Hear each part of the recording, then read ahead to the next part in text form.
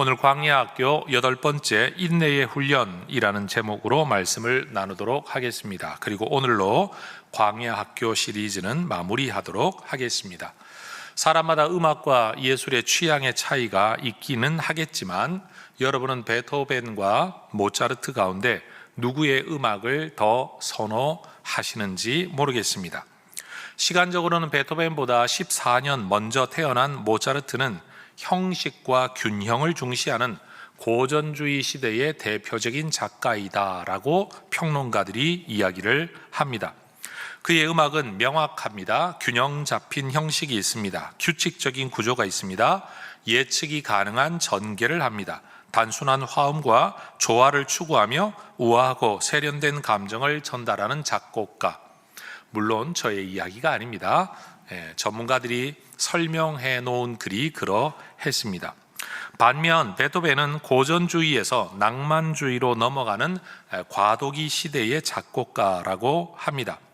기본적으로는 앞선 세대의 고전주의의 형식을 바탕으로 하지만 악기 사용에 있어, 화성에 있어, 리듬에 있어서 다양한 면에서 전통적인 구조를 벗어나는 혁신적인 시도를 많이 했다고 합니다. 그래서 그의 음악에서는 강렬한 감정의 표현, 드라마틱한 역동성을 느낄 수 있는 것이 그의 음악의 특징이다라고 설명을 합니다. 그런데 베토벤이 이런 음악적 색깔을 가지게 된 데에는 그의 삶의 배경이 있습니다. 베토벤은 26살 때부터 청력에 문제가 생기기 시작해서 결국 마지막에는 완전히 청력을 잃게 되었습니다. 왜 그가 이런 문제가 생겼는지 알 수는 없지만 올해 5월, 2024년 5월 뉴욕타임스 보도에 따르면, 여러분 참 외국에는 신기한 사람들이 많은 것 같은데, 유명한 사람들의 유물과 유품과 뭔가를 보관하는 사람들이 있는데 그 중에 베토벤의 실제 머리카락을 보관하고 있는 사람이 있었답니다. 이 베토벤의 머리카락을 검사한 결과 일반인의 머리카락에서보다 100배나 많은 납의 함량이 검출되었다고 합니다. 많은 사람들이 추측하기를 납 성분이 많이 함유된 값싼 와인을 하루에 한 병씩이나 마셨던 베토벤의 습관이 그로 하여금 납 중독되게 만들었고, 납 중독이 이런 현상을 가지고 오지 않았을까라는 추측의 보도였습니다. 여러분, 어떤 일을 다 마치고 이제 기울어가는 인생이 아니라 평단의 주목을 받는 굉장히 왕성한 활동을 해야 할 30세의 나이에 여러분 소리를 듣지 못하는 음악가를 한번 상상해 보시기를 바랍니다. 청력 상실은 누가 보더라도 음악 활동을 계속할 수 없는 이유였을 겁니다. 얼마나 절망적이었을까요? 마치 축구 선수들이 부상을 당해서 여러분 더 이상 뛸 수 없는, 근육이 끊어지든 뼈가 부러지든 아니면 어떤 손상을 입었다라고 한번 생각해 보십시오. 그 일을 계속할 수 없는 이유가 되지 않겠습니까? 1802년에 기록된 것으로 보이는 한 편지에서 베토벤이 이런 글을 남겼다고 합니다. 한때 내가 가장 완벽하다고 인정받았던 청각이 이제는 가장 치명적인 것이 되고 말았다. 다른 사람들과 즐겁게 이야기해야 할 때 위축된다는 사실을 생각하면 정말 몸서리치도록 아픈 일이다. 여러분, 이 일이 얼마나 그에게 큰 상처와 어려움이 되었는지 우리는 능히 상상해 볼 수 있을 것 같습니다. 그러나 베토벤은 자기의 인생에서 음악을 포기하지 않습니다. 청력을 잃고 30대에 들어선 이후 그는 청력이 중요하게 작용해야 될 연주나 지휘는 내려놓고 오로지 작곡 활동에만 전념했다고 합니다. 소리를 듣지 못합니다. 그런데 머릿속으로 상상하는 거죠.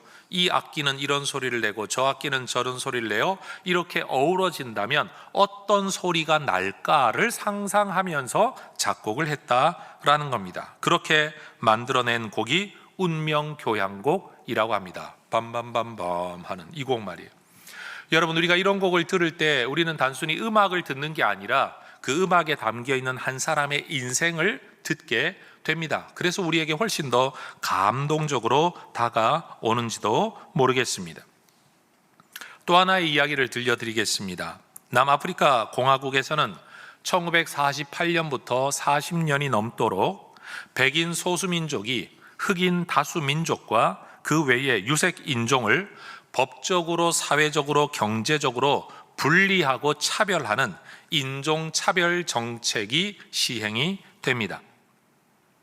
이 정책을 일컬어 아파르테이트라는 단어로 우리는 표현을 합니다.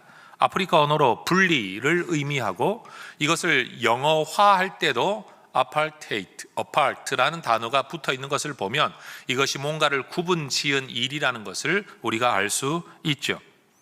단순히 이것이 정서적으로 사회적으로만 일어난 게 아니라 법적으로도 시행이 되었는데 모든 남아프리카 공화국 국민을 인종에 따라 분류하는 인종 등록법이 시행이 되고 특정 인종 집단은 지정된 지역에만 거주할 수 있다는 집단 지역법이 시행이 되고 백인과 다른 인종 간의 결혼을 금지하는 혼인 금지법이 시행이 되고 학교, 병원, 해변, 공원 등 공공시설에서 여러분 인종에 따라 분리되는 공공시설 분리법이 여러분 법적으로 시행이 되었다고 합니다.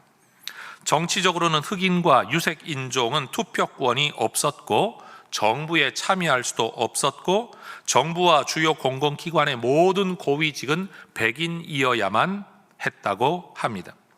경제적으로도 흑인과 유색 인종은 저임금 노동에 종사해야 했고 낮은 교육과 낮은 의료 서비스만 받을 수 있었다고 합니다. 자, 이런 인종차별 정책이 시행되는 중에 아프리카 민족회의라고 일컫는 한 정당 또는 정치적 집단의 멤버였던 넬슨 만델라라는 사람은 인종차별 정책에 저항하는 투쟁을 하다가 27년 동안 수감당했다고 합니다. 여러분, 말이 27년이지 한 사람이 27년을 감옥 안에서 살아야 된다는 것을 여러분 한번 상상해 보시기를 바랍니다. 정서적으로 폐인이 될 가능성이 높지 않을까요? 세상에 대한 울분 때문에 이상인격자가 될 가능성이 높지 않을까요? 아니면 자기 혼자만의 생각에 깊이 골몰하다가 왜곡된 가치관을 가질 가능성이 높아지지 않겠습니까? 수감 생활을 마치고 나서라도 이 사회성에 있어서 정상적인 사회생활을 하지 못할 가능성이 높을 거라고 저는 추측을 합니다. 27년입니다. 그러나 만델라는 감옥에 갇혀 있는 동안에도 자기 스스로가 자기 규율을 정했다고 합니다. 규칙적인 생활, 정상적인 활동 안에서 독서, 명상, 함께 수감된 동료들이나 다른 사람들과의 대화를 통해 자기의 신념을 포기하고 버리는 게 아니라 그걸 더 강화하고 자기의 신체를 훈련하고 정신을 훈련했다고 합니다. 다시 말해 그런 감옥 안에서도 투쟁을 계속 이어나갔다라는 말이죠. 결국 남아프리카 공화국에서 이 아파르테이트가 철폐됩니다. 그리고 1994년 이 만델라라는 사람은 남아프리카 공화국의 첫 흑인 대통령이 됩니다. 이 정도 권력을 잡게 되면 요즘 한국이나 전 세계 어디에서 일어나는 것처럼 기존의 기득권자들 권력 잡았던 사람들에게 대한 여러분 또 다른 응징이 있어야 될 텐데 여러분 이 사람은 백인들에 대한 응징이 아니라 백인과 흑인, 유색 인종이 함께 어우러지는 평화의 정책, 화합의 정책을 펼쳤다고 합니다. 그래서 오늘날 우리뿐만 아니라 우리의 자녀들도 학교에서 이 만델라라는 분에 대한 이야기를 많이 듣고 배우게 되는 거죠. 여러분, 이분의 이야기를 듣다가 보면 세상의 변화는 한 사람을 통해 이루어지는 건 아니지만 신념을 지키며 인내하는 사람이 긴 시간 동안 그 길을 걸을 때 뭔가 변화가 일어나게 된다라는 것을 우리는 배우게 됩니다. 선한 뜻을 하나 품었다고 해서 내가 변하거나 세상이 변하는 게 아니라는 거예요. 긴 시간 동안의 인내, 포기하지 않는 불굴의 의지가 여기에 필요하다라는 겁니다. 따라하십시다. 변화에는 시간이 필요합니다. 다시 한 번 더, 변하지 않으려면 신념이 필요합니다. 다시요, 신념을 지키려면 인내가 필요합니다. 이 한 사람의 삶의 이야기에 대한 생각을 할 때마다 여러분, 우리의 삶을 돌아보게 되는 겁니다. 오늘 우리가 읽었던 본문이 야고보서입니다. 야고보가 쓴 편지입니다. 성경에는 야고보가 여러 명이 등장합니다. 예수님의 제자 중에도 야고보가 있었는데, 이 편지를 쓴 야고보는 예수님의 친동생 야고보, 영어 이름으로는 제임스라고 일컬어지는 사람입니다. 근데 성경을 읽어보면 예수님의 친동생들은 예수님이 이 땅에서 사역하시는 동안 예수님에 대한 신뢰가 없었습니다. 당신이 세상에 나타나기를 원한다면 올라가지, 왜 여기서 이러고 있냐라고 예수님에 대하여 빈정거리는 어떤 말, 대화가 성경에 기록되어 있기도 합니다. 우리가 볼 때는 예수를 믿지 못한 그 사람들이 안타까워 보입니다만, 여러분, 2000년 전으로 돌아가서 우리가 그들의 관점에서 그 상황을 한번 생각해 보십시오. 상담적 관점에서 야고보의 삶을 가만 생각해 보면 우리는 능히 이해가 됩니다. 한번 생각해 보십시오. 어려서부터 자라납니다. 분명히 형입니다. 그런데 예수님이 약 30세쯤 되었을 때 공생애를 시작했으니 그의 동생 야고보도 분명히 20대 나이는 되었을 겁니다. 성인이라는 말입니다. 여러분, 자라나는 동안에 자기 형이었던 예수에 대한 출생의 이야기를 어디로부터인가는 분명히 들었을 겁니다. 그런데 여러분, 그 핵심이 뭡니까? 어머니는 우리 어머니를 통해 낳는데 아버지의 아이는 아니다. 이게 핵심 아닙니까? 어쩌면 야고보는 어려서 자기 어머니를 의심했을런지도 모릅니다. 물론 어머니도 아버지도 또 다른 사람들도 천사가 이렇게 했다, 하나님이 하신 일이다 라고 아무리 말을 한들 여러분, 그게 이해가 납득이 되었겠습니까? 그러니 여러분, 예수라고는 말하고 있지만, 그가 하나님의 아들이 어쩌고 저쩌고 말은 하고는 있지만 그에 대한 신뢰와 신빙성은 가질 수가 없었던 거죠. 그런다고 하나님의 말씀을 전한다고 돌아다니는 자기 형, 비록 기적을 일으킨다고는 하지만 그것도 여러분, 어려서부터 자라난 모습을 다 보지 않았겠습니까? 여러분들은 저를 만나면 목사님으로 보지만 우리 형제들은 저를 목사로 보지 않습니다, 여러분. 네. 네가 교회에서 목사지 집에서도 목사냐? 그럽니다. 여러분, 성장의 모든 과정을 알고 있는 사람을 존경한다라는 건 정말 어려운 일입니다. 그러니 여러분, 야고보가 예수님에 대하여 가졌던 태도가 뭔가 우리가 볼 때는 불손한 건 충분히 인간적으로는 이해가 가능한 겁니다. 그런데 여러분, 이런 야고보가, 예수를 인정하거나 믿지 않았던 야고보가 예수님의 죽음과 부활을 목격한 뒤에 비로소 변합니다. 한마디로 예수를 믿는 사람, 예수를 증언하는 사람이 되었다라는 거죠. 여러분, 사도 바울도 예수에 관한 많은 이야기를 알고 있었지만 알고 있다고 해서 믿어지지 않았습니다. 오히려 예수쟁이들을 핍박했죠. 가지고 있는 수많은 의문이 있었습니다. 어떻게 성령으로 인하여 사람이 태어날 수 있느냐? 어떻게 사람이 대신 죽는 것이 속죄가 되느냐? 등등의 질문. 그러나 부활하신 예수님을 다메섹으로 가는 길에서 만난 이후에 그는 자신이 가지고 있었던 수많은 질문에도 불구하고 예수님을 하나님의 아들로 즉각 믿게 되고 가르치는 사람으로 변화됩니다. 여러분, 제가 아이들을 키우다가 보니까요, 아이들이 5살, 6살이 넘어가면서 성경적, 신학적 질문들을 하게 되더라고요. 아주 어릴 때는 성경에 이런 내용이 있다는 교육으로 끝이 나는데, 아이들도 이제 사고력이 점점 발달하게 되면 그건 왜 그런 거야? 왜 그런 거야? 라고 질문을 하게 되는데, 여러분, 겸손하게 솔직히 말씀드리면 저는 5살 아이가 던지는 신학적 질문에 대답을 못했습니다. 아우, 불쌍한 혜성교회 성도 여러분. 제 수준이 그거밖에 안 되더라고요. 근데 중요한 건 뭐냐 하면, 내가 대답은 못하는데도 분명히 내가 그것을 믿고 있다는 사실이에요. 오늘날 우리 주변에도 전도를 하다가 보면, 야, 이러한 건 어떻게 된 거야? 대답해봐. 우리가 대답을 못해요. 나는 그래서 못 믿겠어. 나는 내 머릿속에 질문이 있는데 이 질문에 대한 해답을 얻어야 믿음을 가질 수 있겠는데, 나는 이 질문 아직도 대답을 주는 목사를 만나본 적이 없어. 교회를 만나본 적이 없어. 어쩌면 지금 이 예배를 드리고 있는 성도님들 가운데도 분명 믿고는 싶은데 어떤 질문들에 대한 해답이 없어서 못 믿어지는, 안 믿어지는 분들이 계실 것이고, 그것이 마음에 걸림이 되는 분, 또는 예수를 믿고는 있는데 내가 가진 수많은 의문들의 해답을 못 얻은 분들이 분명히 계실 겁니다. 그런데 여러분, 우리는 인정해야 됩니다. 우리는 세상의 모든 것들을 통달한 하나님이 아닙니다. 하나님의 창조 원리를 우리는 다 알지 못하는데 이 세상을 살고 있습니다. 인생의 의미와 비밀을 다 알고 인생을 살아가는 게 아닙니다. 존재한다는 나 자체만 우리가 알 수 있을 뿐인 것 아닙니까? 그것처럼 여러분, 예수님이 십자가에 죽으셨는데 그 의미가 우리의 죄를 대신함이고, 그가 육신의 죽음을 이기고 부활했다는 사실, 그래서 우리도 그를 믿음으로 부활하게 될 거라는 이 성경의 가르침을 믿음으로 우리는 예수쟁이가 되었습니다. 여전히 우리 안에는 풀리지 않는 수많은 질문들이 있습니다. 그러나 우리는 분명 예수 믿는 사람이 된 겁니다. 그래서 여러분, 초대교회 안에는 두 종류의 지도자들이 있었습니다. 예수님으로부터 직접 말씀을 배웠던 제자들 그룹, 우리는 이들 사도라고 일컫습니다. 또 한 그룹은 예수님의 동생 야고보 같은 사람들, 초대교회는 이들을 일컬어 장로, 어른이라는 말로 불렀습니다.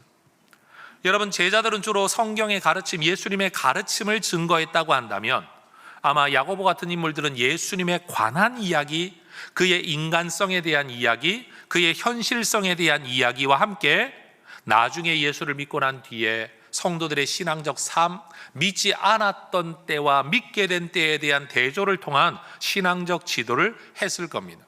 사실 오늘날 우리 장로교회 안에도 이 두 전통이 그대로 이어지고 있죠. 성경을 가르치도록 훈련받은 목회자들이 하나님의 말씀을 전하고 가르칩니다. 지도합니다.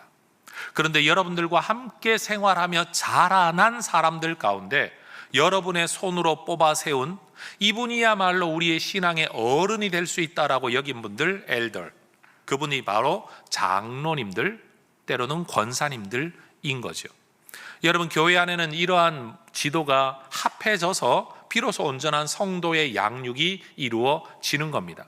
사도 바울의 편지를 한번 생각해 보십시오. 얼마나 많은 교리적, 신학적 가르침이 그에게 담겨 있습니까? 물론 삶의 권면도 하지만 그는 교리에 근거하여, 성경의 진리에 근거하여 그는 우리의 삶을 이야기하는데, 야고보서를 읽어보면 그는 교리보다도 삶에 대한 이야기를 우리에게 훨씬 더 많이 들려주는 겁니다. 여러분, 우리 장로님들의 신앙의 지도를 아멘으로, 존경으로, 기쁨으로 받으시기를 주의 이름으로 축원합니다.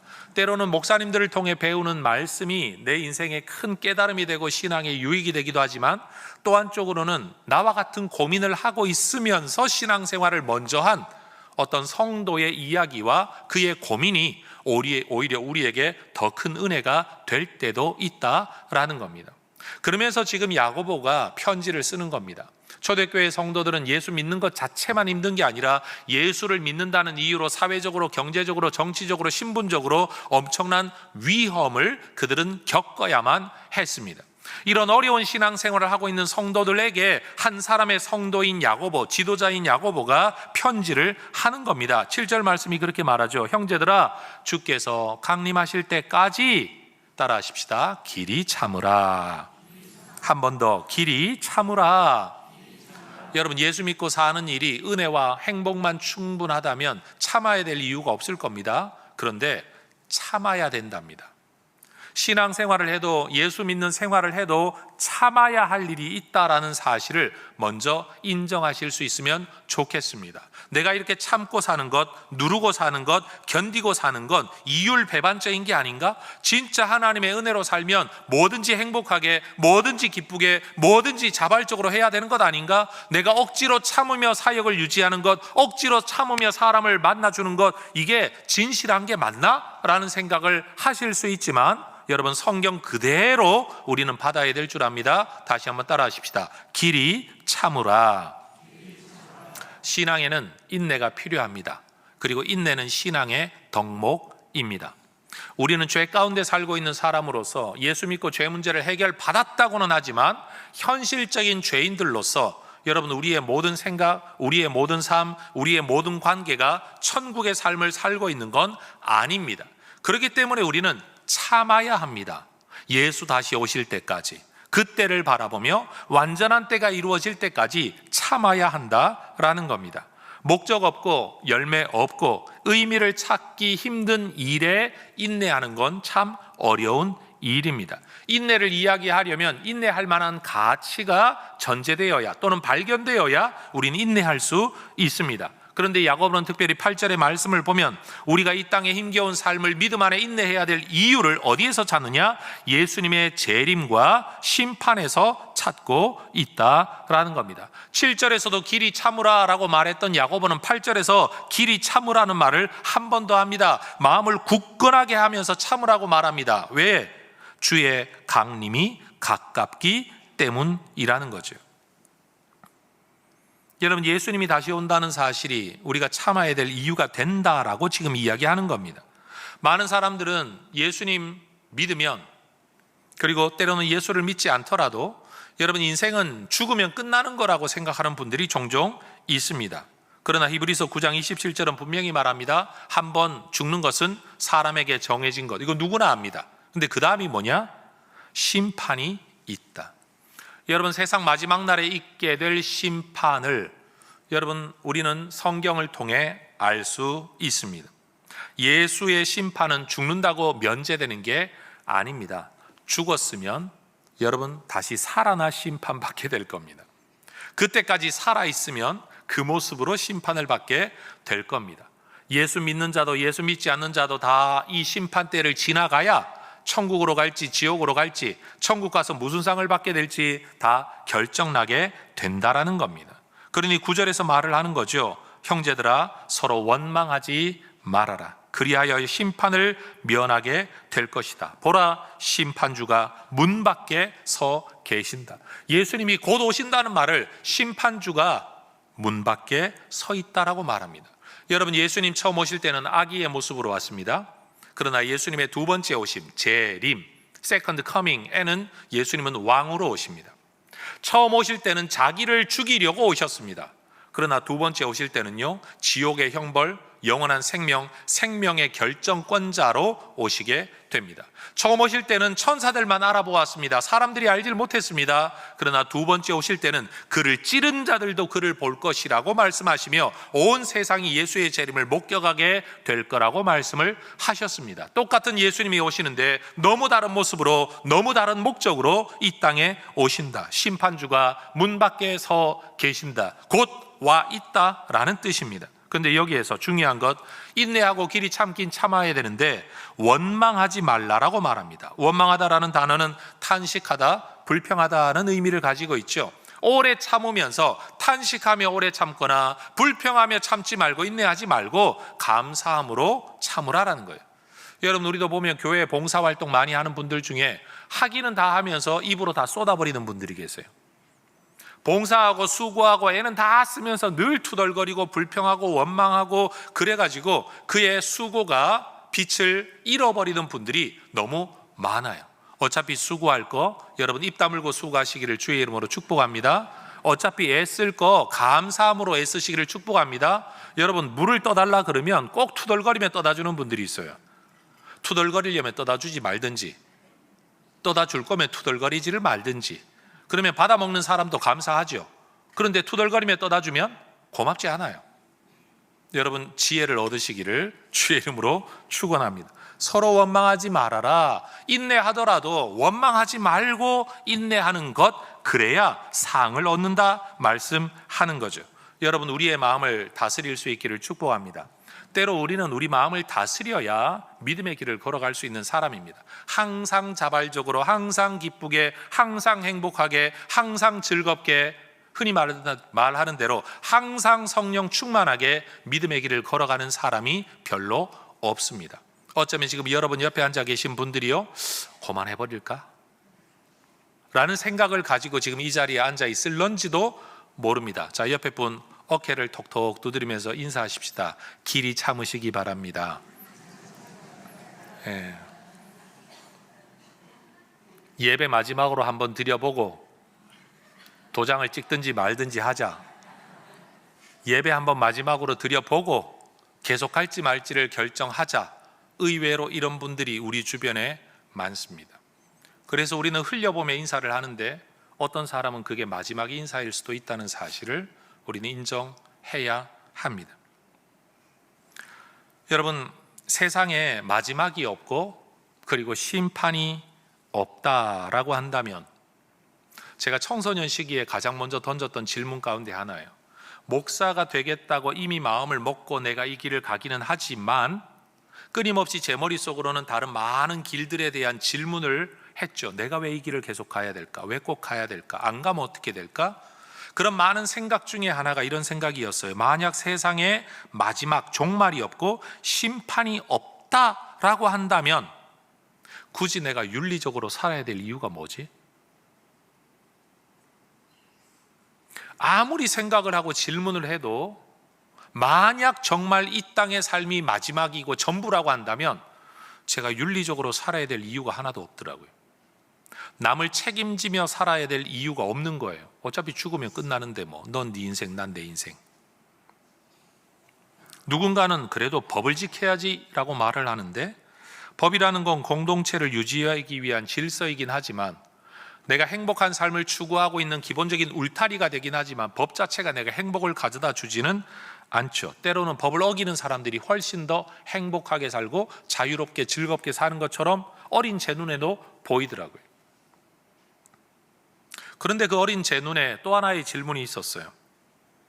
인간 사회에 존재하는 윤리나 도덕이라는 것, 당위성, 그러해야 한다라고 여겨지는 당위성도 가만 보니까 시대와 장소와 문화에 따라 상대적이더라는 거죠. 한국의 예의법과 문화를 가지고 미국에 가면 여러분 안 먹히죠.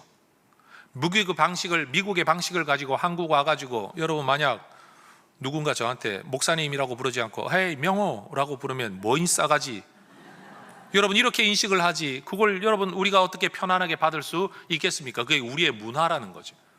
우리가 가지고 있는 정서, 문화, 질서, 모든 것들이 알고 보면 상대적, 그리고 어떤 시간 안에 제한된 거라는 걸 우리는 잘 압니다. 그러면 이 나라에는 이 나라법, 저 나라는 저 나라법, 똑같은 나라라도 조선시대 법이 다르고 지금의 법이 다른데 말이에요. 여러분, 절대자의 존재를 전제하지 않는다면, 또 절대자의 말씀이라고 일컬어지는 경전을 전제하지 않는다면 이 세상에는 절대적 기준이라는 건 존재할 수가 없다. 그럼 결국 모든 것들이 상대주의화 또는 문화라는 것으로 설명되어질 수밖에 없더라라는 거죠. 하나님이 인간을 창조하셨다라고 생각하지 않는다면 인간은 저절로 생겨난 무생물에서부터 발생되어진 어떤 존재, 그렇다면 기원 자체가 짐승과 뭐가 다를 바가 있느냐? 사람이 사람답게 살아야지 짐승처럼 살면 되냐라고 말하는데 기원이 똑같은데 여러분 굳이 우리가 왜 그렇게 살아야 할까요? 하나님의 주권이 없다고 한다면 이 삶에 대하여 여러분 돌아가는 모든 것들이 결국 내가 원하는 것을 얻기 위하여 남을 좀 공격한다고 한들 그것을 잘못되었다라고 누가 말할 수 있겠느냐라는 거죠. 하나님의 심판이 전제되지 않는다고 한다면 내가 남다른 삶을 살며 미래를 꿈꾸고 오늘 희생해야 될 이유를 발견하기 힘들더라라는 거예요. 인간이 가지고 있는 기본적인 욕구와 욕망을 다 절제하면서 어떤 삶을 고귀하다라고 일컬으며 추구할 만한 이유가 없더라라는 거죠. 저는 하나님의 존재, 하나님의 말씀, 하나님의 창조, 하나님의 주권, 하나님의 심판, 이 모든 것들로부터 저는 개인적으로 내가 살아야 될 이유가 발견되어지고 어떻게 살아야 되는지 방법이 발견되어지고 왜 살아야 되는지가 발견되어지고 그리고 오늘 이루어지지 못한 현실을 인내할 수 있는 근거, 우리 주님의 심판, 그리고 하늘의 상급, 이것이 저에게는 하나의 설명, 하나의 이유가 되었습니다. 여러분, 세상이 정말로 이 땅의 삶이 전부라고 한다면 무슨 짓을 하더라도 더 많이 가지는 게 맞습니다. 아니 어차피 죽으면 끝나는데 사는 동안이라도 누리려면 더 많이 가져야죠. 가지기 위해 남을 짓밟는 거 뭔 상관이 있겠습니까? 그러나 주님은 말씀하시죠. 심판이 있다. 근데 주님은 더 많이 가진 것과 가지지 못한 것을 심판하는 게 아니라 가졌든 가지지 못했든 이 땅을 어떻게 살았느냐를 가지고 심판한다는 점에서 가지는 것이 우리의 지상 가치가 되지 않는 거죠. 더 많이 배운 자와 배우지 못한 자, 영향력이 있는 자와 없는 자, 건강한 자와 건강하지 못한 자, 권력자와 권력이 없는 자 모두에게 주님은 세상의 기준이 아닌 하나님의 기준으로 그들의 삶을 평가하신다라는 겁니다. 사실 우리의 삶은 뭐 대단한 일을 이루는 존재도 아닌데도 불구하고 삶을 살아가는 자체가 힘들 때가 많습니다. 그래서 저나 여러분이나 혼자 이런 말 할 때가 많지 않습니까? 꼭 이렇게 살아야 되나? 내가 무슨 영화를 누리겠다고 이렇게까지 힘써야 되나? 내가 이런다 하고 누가 알아주기나 하나? 자, 이런 질문을 할 때가 많죠. 여러분, 그 질문에 대한 대답을 제가 드리겠습니다. 내가 이런다고 누가 알아주나? 하나님이 알아주십니다. 그게 정답입니다. 내가 무슨 영화를 누리겠다고 이렇게까지 살아야 되나? 하늘의 영화를 누리기 위해 그렇게 사셔야 됩니다. 꼭 이렇게 살아야 되나? 꼭 그렇게 살 필요는 없지만 그렇게 사는, 믿음으로 힘겹게 살아가는 일에 의미가 있습니다. 저는 때때로 교회 다니는 분들, 심지어 목사님들조차도 이런 표현을 쓸 때 제 마음이 불편한 게 하나가 있어요. 그게 뭔가 하면 뭐가 우선인지 잘 모르겠다는 점에서 닭이 우선인지 달걀이 우선인지 모르지만, 근데 여러분, 성경대로 말하면 하나님은 달걀을 먼저 만들지 않고 닭을 먼저 만드셨습니다. 감동이 별로 없으신가 보네요. 여러분, 닭이 먼저입니까? 달걀이 먼저입니까? 닭이 먼저입니다. 성경은 뭐라고 말하느냐면 하나님이 그 모든 형상대로 지으셨다라고 말씀하셨어요. 그러니까 하나님은 아담을 만들 때도 갓난아기를 만들어 놓고 크게 한 게 아니라 장성한 성인으로 먼저 만드셨습니다. 근데 여기서 저한테 이런 질문 하지 마세요. 목사님, 그러면 아담에게는 배꼽이 있을까요? 없을까요? 뭐 이런 질문 말이야. 그건 천국 가서 우리가 아담의 옷을 까가지고 열어봐야 아는 거지. 여러분, 저는 대답을 못 하겠어요. 중요한 건 달걀 이야기할 때 세상은 뭐가 먼저인지를 몰라요. 그게 정직한 말이에요. 그러나 우리는 말할 수 있어야 돼요. 닭이 먼저다. 꼭 말씀하세요. 뭐가 먼저라고요? 닭이 먼저다. 여러분, 이런 대답을 할 수 있는 이유와 근거가 뭐냐? 기록된 하나님의 말씀이에요. 하나님의 창조예요. 그러니 우리가 이 땅을 사는 동안에도 도대체 눈으로 본 게 없기 때문에 어떻게 해야 될지 모를 때, 아니 그때 가봐야 알지 그걸 누가 알아? 라고 말을 할 때 가보지 않았지만, 미래를 살고 있지는 않지만 미래를 바라보는 성경 구절을 통해 오늘을 우리가 살 수 있는 거죠. 이렇게 산다고 누가 알아주나? 라고 생각될 때 주님이 알아주시지. 하나님이 세상이 너무 불의하지 않습니까? 라는 생각이 들 때 하나님은 마지막 날 모든 것들을 심판하실 거야. 내가 이런다고 무슨 소용이 있겠나? 세상에는 소용이 없을런지 몰라도 그렇게 힘쓰며 살아간 내 삶을 하나님이 상 주실 줄로 믿습니다. 여러분, 전도하면 몇 명이나 전도했느냐를 가지고 하나님이 상 주실 거라고 생각을 하십니까? 저는 몇 명이나 전도하려고 애썼던 그 모습으로 하나님이 상 주실 줄로 믿습니다. 왜냐하면 누군가가 내가 전도해서 예수를 믿고 안 믿고는 내가 결정 못해요. 그 사람이 결정하는 일이에요. 아니 사실은 나는 지나가면서 교회 한번 가자, 예수 한번 믿어보지 그랬는데 따라갈까? 이러고 왔는데 내가 한 게 뭐 있어요? 그냥 말 한마디 한 거밖에 없는데. 어떤 사람들은 엄청 전도하려고 해도 안 받아요. 여러분, 내 능력이라면 다 똑같이 전도돼야 되는 것 아닙니까? 항상 말하지만 여러분, 설교를 통해 내 능력이 사람을 변화시킨다면 여러분이 다 똑같은 변화를 일으켜야 되는데 항상 말하잖아요. 저는 설교를 똑같이 하는데 받는 정도는 사람마다 다 다르다. 이건 내 역사가 아니다. 이건 내 일이 아니다. 나는 말하는 것뿐이고 그 말 뒤의 역사는 여러분의 심령에 달려있고 하나님의 역사에 달려있는 거다. 그럼 내가 해야 될 일이 뭐죠? 얼마나 많은 은혜를 받느냐 안 받느냐를 생각하지 말고 따지지 말고 내가 해야 할 말을 하는 거죠. 얼마나 많은 사람이 전도되느냐 안 되느냐를 따지지 말고 나는 전도하는 그 자체, 우리 하나님께서 반드시 이 일에 상 주실 줄 믿습니다. 사실 우리 성가대원들을 볼 때마다 저는 찬양할 때 와 잘한다 이런 생각하면서도 속으로는 천국 가면 천사들이 노래 부르면 얼마나 아름다울까? 저 사람들은 성가대 설 수 있을까 없을까? 여러분, 정말로 우리 하나님께서 높은 수준의 음악성만으로 찬양을 받으신다고 한다면 여러분, 우리의 찬양이 무슨 의미가 있을까요? 근데 우리는 믿잖아요. 음악성으로 찬양을 받으시는 게 아니라 믿음의 고백으로 찬양을 받으신다. 자, 성가대 서는 게 의미가 있다 없다? 노래 잘하고 못하는 게 지휘자님께는 굉장히 의미가 크지만 여러분에게 의미가 있다 없다? 없다. 찬양하는 그 자체가 하나님 앞에 귀한 일이다. 여러분, 오늘 우리의 삶을 우리 하나님께서 중요하게 보십니다. 그러니 여러분, 우리의 삶이 좀 힘겨울지라도 계속 수고하시기를 주의 이름으로 축원합니다. 참아내시기를 축복합니다. 힘들고 어렵더라도 여러분, 하나님이 반드시 갚아주실 때가 있음을 믿고 인내하시기를 축복합니다. 그런데 오늘 본문을 보면 야고보는 세 가지 비유를 들어 인내하라라는 말을 우리에게 더 강력하게 권면합니다. 길이 참으라 라고 말해놓고 참을 때 이거 세 가지 생각하며 참아라. 첫 번째, 농부를 생각해라. 농부는 열심히 밭을 갈고 씨를 뿌리고 애를 쓰지만 귀한 열매를 바라보고 그때까지 참고 기다린다. 적절한 때 비가 내리기를 참고 기다린다. 열매가 내가 원하는 때 맺히는 게 아니라는 걸 농부들은 안다. 자라고 자라 때가 되어 수확하게 될 거라는 걸 농부들은 안다. 그래서 오늘을 참는다. 뭘 바라보고? 수확의 그때를 기다리고, 때가 되면 이른 비 늦은 비가 내릴 것을 기다리고. 여러분, 우리도 열매를 바라본다면 열매가 맺힐 때까지 인내해야 될 줄로 믿습니다. 두 번째는요, 선지자를 비유로 들며 참으라고 이야기해요. 근데 이 선지자들이 누구냐? 선지자들을 고난과 오래 참음의 본으로 삼으래요.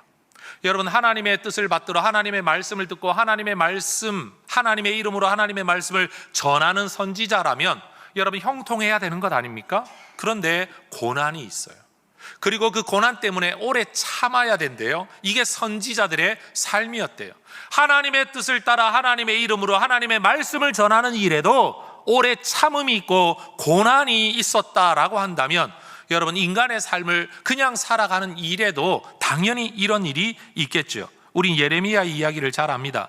하나님의 말씀을 따라 증거했는데 예레미야 20장의 말씀을 보면 선지자 예레미야를 사람들이 때립니다. 목에 씌우는 나무 고랑으로 그를 채워두었다라고 말합니다. 여러분, 주의 종이면 정말 그가 하나님께서 보내신 사람, 하나님의 말씀을 가지고 하나님의 이름으로 증거한다면 사람들이 그 말씀 앞에 굴복해야 될 텐데 그게 아니라 오히려 엄청난 고난을 당했습니다. 예레미야 37장의 말씀을 보면 여러분, 그를 때립니다. 왜요? 그가 전하는 말이 내 마음에 들지 않는다고 노여워 때립니다. 그리고 가둡니다. 뚜껑 씌운 웅덩이에 여러분, 여러 날 동안이나 가두어 버렸다라고 말합니다. 예레미야가 너무 힘들어가지고 예레미야 20장 9절에 보면 그가 탄식합니다. 내가 다시는 여호와를 선포하지 않겠다. 그의 이름으로 말하지 않겠다. 인간적으로 너무 힘드니까 그만둬야지, 포기해야지 라고 생각을 했는데 나의 마음이 불붙는 것 같아서 골수에 사무치니 답답해서 견딜 수가 없다. 한쪽으로 여러분 그만둬야지 하면서도 또 한쪽으로는 그만둘 수 없는 사명감이 그의 마음속에 그를 괴롭혔다라는 겁니다. 여러분, 하나님의 사람들도 그렇습니다. 하나님의 사람들이 하나님의 뜻을 행하는 일에도 고난이 있고 어려움이 있습니다. 그렇기 때문에 오래 참아야만 했습니다. 그러면서 우리에게 야고보가 하고 싶은 말이 뭘까요? 야, 주의 이름으로 주의 뜻을 전하는 예레미야 같은 선지자도 그 시기를 참고 견뎠다. 너 지금 하는 일 뭐 대단한 일도 아니고 정말로 뭐 하나님께서 시킨 직접적인 일도 아니고 그냥 먹고 사는 일 정도인데 그 일의 어려움, 야, 저런 사람도 참아야 되니 너희들도 참아야 되지 않겠냐. 여러분, 지금 그 이야기를 하고 있는 겁니다. 세 번째는요, 욥이라는 인물을 예로 들어 설명하죠. 너희가 욥의 인내를 들었지 않냐? 주께서 주신 결말을 보지 않았느냐? 여러분, 주께서 주신 결말이 뭡니까? 갑절의 재산을 받게 하신 일입니다. 우리 주님은 가장 자비하시고 긍휼히 여기시는 분이신데 자비하고 긍휼히 여기는 그분도 아무 때나 은혜를 주신 게 아니다. 때가 되어 주셨다. 따라하십시다. 결말을 들었고 다시요, 결말을 보았거니와 욥의 인내를 들었고 그의 결말을 너희가 보지 않았느냐. 하나님의 역사하심을 보려면 여러분, 주어진 삶을 견뎌야 됩니다. 비유컨대 생각해 보세요. 제가 해성교회에서 하나님의 역사를 보려면 저는 해성교회를 붙들고 씨름하면서 힘들더라도 이 자리를 지켜야만 합니다. 그래야 해성교회를 통해 일하시는 하나님, 해성교회에게 일하시는 하나님을 만날 수 있습니다. 오늘날 많은 사람들이 교회를 쇼핑하듯이 돌아다닙니다. 좋은 교회 어디 없나? 은혜로운 교회 어디 없나? 잘 나가는 교회 어디 없나? 그리고 그 교회를 출석하기 시작합니다. 그러면 다 만들어진 아름다운 모습을 보면서 누립니다. 아, 역시 명성대로구만. 야, 역시 이 목사님은 설교가 은혜롭네. 야, 여기는 정말 교회가 멋지네 라고 말하면서 하지만 여러분 그거 아세요? 여러분들은 구경꾼으로 또는 열매를 따먹는 사람으로 그 자리에 가 있는지 몰라도 여러분 그 자리에서 아무것도 없는 밑바닥에서부터 그 자리에까지 함께 살아온 성도들, 그들이 가지고 있는 은혜의 깊이, 간증의 깊이를 아마 방문하는 사람들은 모를걸요. 때때로 성도들이 그런 표현을 할 때가 있습니다. 해성교회는 진입장벽이 너무 높아요. 도무지 넘어설 수 없는 어떤 벽이 있는 것 같아요. 그런데 그 벽은 무슨 벽인가 하면요, 누가 여러분 오기를 싫어해서 세워놓은 벽이 아니에요. 76년 동안이나 유지해왔던 교회가, 수십 년 동안 함께 살아왔던 사람들이 시간 속에서 쌓아온 관계의 깊이는 이제 막 교회를 나오기 시작한, 심지어 10년이 되었다고 할지라도 10년 된 사람은 알 수 없는 20년 전, 30년 전 이야기가 이분들 관계성 안에는 존재하는 거예요. 그건 어쩔 수가 없어요. 연세 드신 어른들이, 여러분 젊은 사람들은 뭐 꼰대다고 이야기하고 옛날 이야기 한다고 하지만 젊은 사람들은 지식이 있는 줄은 몰라도 어른들에게는 경험이 있죠. 그래서 어떤 사람이 말을 했어요. 젊은 사람들은 원칙을 알지만 나이 많은 지혜로운 분들은 예외를 안다고. 여러분, 우리는 바로 그런 거예요. 삶 속에서만 쌓여가는 뭔가가 있다라는 거예요. 요 근래 많은 장례를 치르면서 제 마음속에 일어난 하나의 생각이 있었어요. 과거를 돌아보니까 제가 해성교회 담임 목사로 부임해서 똑같은 포지션이죠. 해성교회 담임 목사. 그래, 해성교회 성도들과 그들의 가정을 위한 장례를 집례하는데 설교해 왔었죠. 근데 그때만 하더라도 이 상황에서 어떤 말씀이 저들에게 위로가 될까라는 기도를 통한 응답 가운데 말씀을 뽑아 말씀 전하는 일이 저에게는 전부였어요. 근데 문제는 뭐냐면 그분이 살아온 삶은 나하고 너무 괴리되어 있어서 그냥 목사로서의 일은 할 수 있었는데 그분의 삶에 대한 공감은 되지 않았어요.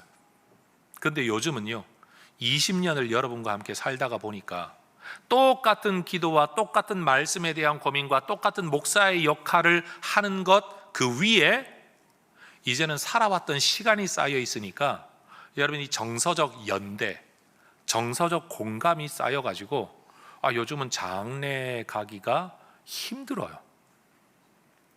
저도 그냥 조문하는 사람과 위로하는 사람으로 참여하면 좋겠는데 그 어려운 자리에서 설교를 한다는 것 자체가 옛날에는 감정적으로 조금 독립되어 있고 정서적으로 좀 독립되어 있어서 그 일이 가능했는데 이게 시간이 가면 갈수록 장례에서의 설교가 얼마나 힘들어지는지 몰라요. 그래서 제가 오죽하면 부목사님들을 설교시키고 나 밑에 앉아가지고 그냥 위로만 하고 돌아오면 좋겠다, 이런 마음이 점점 들더라고요. 여러분, 지금 제가 드리고 있는 이 말씀이 이해가 된다면 한번 생각해 보십시오. 만약 제가 해성교회에서의 사역의 시간을 인내하지 않았다면 똑같은 설교는 할 수 있었을 겁니다. 그러나 성도들과 함께 우는 공감은 쉽지 않았을 겁니다. 여러분, 하나님은 왜 우리를 어려운 광야 학교로 보내실까요? 기술과 능력이 필요해서 그럴까요? 저는 우리 하나님과의 공감, 하나님과 함께하는 시간을 우리 하나님이 원하신다라고 믿습니다. 그런데 내 꿈은 거기 있지 않아. 나는 빨리 열매 맺고 싶어. 결과를 보고 싶어요. 나는 하나님을 알아가는 데 관심이 있는 게 아니라 약속의 땅, 젖과 꿀이 흐르는 땅에만 관심이 있어요. 빨리 거기 가고 싶은 거예요. 그런데 우리 하나님은 거기 갈 거야. 반드시 들어가. 그런데 그 땅을 살아가는 너희가 말씀으로 사는 사람, 하늘의 만나로 사는 사람, 나와 함께 인생길을 걸어가는 존재라는 사실, 내가 너희를 내 백성 삼았다는 사실을 알면 좋겠어. 여러분, 우리의 자녀들은 때때로 독립하고 싶어 하죠. 아이들은 그냥 크면 빨리 집 나가고 싶어요. 부모를 떠나 자기 인생을 살고 싶어 하죠. 근데 부모님들 마음은 어떤가요? 빨리 보내고 싶다고요? 그런데 여러분, 아이들은 자기 인생을 꿈꾸는데 사실 대부분 우리의 부모님들은 자기 인생을 꿈꾸고 산 분들이 아니라 자녀들의 삶을 바라보고 살아온 인생이라서 여전히 관계성이 훨씬 더 중요하죠. 여러분, 하나님께서 우리의 광야 과정 속에 이 말씀을 하십니다. 길이 참으라. 의미가 있다. 목적이 있다. 내가 의도하는 게 있다. 그러니 길이 참아주면 좋겠다. 참으면 알게 될 거다. 인내하면 알게 될 거다. 때가 되면 왜 그랬는지 열매가 맺혀 알게 될 거다. 선지자들도 참아야 됐다는 거 기억해라. 농사꾼들도 참는다는 걸 기억해라. 욥도 왜 이런 일이 주어졌는지 몰랐다. 그러나 그 결말을 너희가 보지 않았냐? 하나님은 자비하신 하나님이다. 그러니 지금 너희 있는 자리에서 의미 모르지, 이유를 모르지, 목적을 모르지, 왜 그랬는지 모르지, 설명이 안 되지. 그러나 길이 참아라. 이 땅에서도 열매를 볼 때가 올 것이고 언젠가는 예수님의 심판대 앞에 서서 설명 듣게 될 날이 올 것이고 이 참음에 대하여 갚아주시는 날이 오게 될 것이다. 그래서 데살로니가후서 3장 5절의 말씀을 보면 하나님은 우리가 인내, 그것도 그리스도의 인내에 들어가기를 원하고 계세요. 예수님이 만약 사람들에게 인정받는 것이 목적이었다면 마귀가 유혹한 것처럼 성전 꼭대기에서 확 뛰어내려가지고 살아남아가지고 하나도 안 다쳐가지고 사람들의 관심을 끄는 일로 가능했을 겁니다. 그러나 하나님의 뜻은 그 방법이 아니었죠. 순환의 과정을 거치고 인내하셔야만 했습니다. 그 삶을 통해 하나님의 구원과 하나님의 진짜 뜻이 이루어지게 된 거죠. 누가복음 8장 15절에는 또 그렇게 말을 해요. 결실은요, 인내를 통해서만 오게 돼요. 따라 하십시다. 인내로 결실합니다. 다시요, 인내로 결실합니다.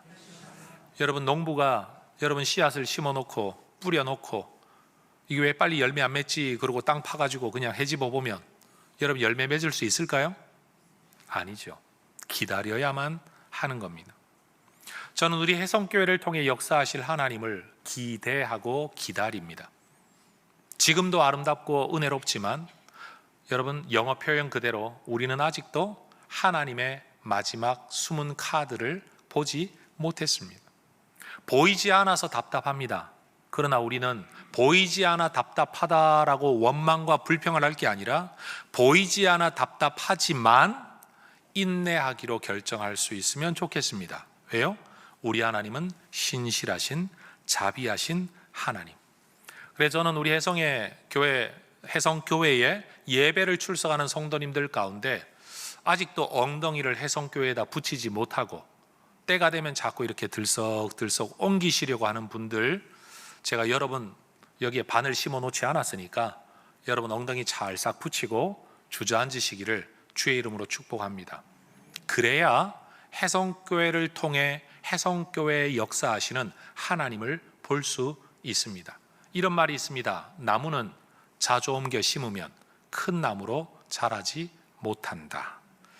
여러분, 한 교회에 여러분 쓰고 달고 쉬고 메운 모든 것들을 여러분 견디며 인내하는 사람을 통해 하나님께서 일을 하십니다. 여러분들, 제가 정말로 기대하는 것은 저와 여러분 모두가 하나님이 심어주신 한 자리에서 농사꾼처럼 성실하게 심다가 보면 쭉정이도 나기도 하고 열매가 덜 맺히는 나무가 있기도 하지만 전체적으로 보면 수고한 대로 하나님이 거두게 하실 줄로 믿습니다. 일하다가 보면 짜증날 때 있습니다. 힘들 때도 있습니다. 그러나 이 시간을 견뎌야 추수하게 된다는 걸 우리는 너무나도 잘 압니다. 하나님의 뜻대로 하는 일에도 인내가 필요하고 고난이 있다는 사실을 성경은 우리에게 가르쳐 줍니다. 왜 그래야 되냐 설명을 아무도 알지 못하는 문제 앞에서 하나님은 욥의 이야기를 통해서 그 결말을 우리에게 보여주십니다. 그러니 우리 모두 주어진 삶, 내 가족, 내 자녀, 내 배우자, 내 처지와 내 상황, 내 능력, 내 건강, 내 직업, 이 모든 것들 안에서 여러분, 전 도전하지 말라, 운명론적으로 살아라 이 말하고 있는 게 아닙니다. 도전하고 애를 쓰되 하나님 안에서 인내하며 주어진 삶을 여러분 믿음의 길을 벗어나지 말고 잘 걸어가실 수 있기를 축복합니다. 그리고 정말로 뜨내기처럼 교회를 옮겨 다니셨던 분들, 또 제 설교는 온라인으로 상당히 많은 분들이 듣고 계시기 때문에 그분들에게 제가 하고 싶은 이야기는 바로 그겁니다. 한 자리에 머물러야 뿌리를 내리고 뿌리를 깊이 내려야 열매를 맺히게 된다는 사실, 그 일을 위해서는 시간이 필요하고 그 시간을 견디는 게 인내라는 사실을, 그래야 하나님께서 역사하시는 것을 볼 수 있다는 사실을 우리가 받아들일 수 있기를 축복합니다. 여러분, 우리 목회자 세계에서도요, 많은 영광과 영향력을 꿈꾸면서 계속해서 교회를 쉽게 옮겨 다니는 사역자들이 종종 계세요. 하나님의 특별한 목적을 따라 그런 분들도 계시긴 하지만 개인의 야망 때문에, 꿈 때문에 그런 분들도 종종 있는 것 같아요. 그런데 여러분, 우리는 생각해야죠. 하나님께서 내가 심어진 자리에서 역사하는 열매를 보려면 뭐 해야 된다? 인내해야 한다. 여러분, 우리 모두 인내의 사람들로 살아갈 수 있기를 주의 이름으로 축복합니다. 기도하겠습니다.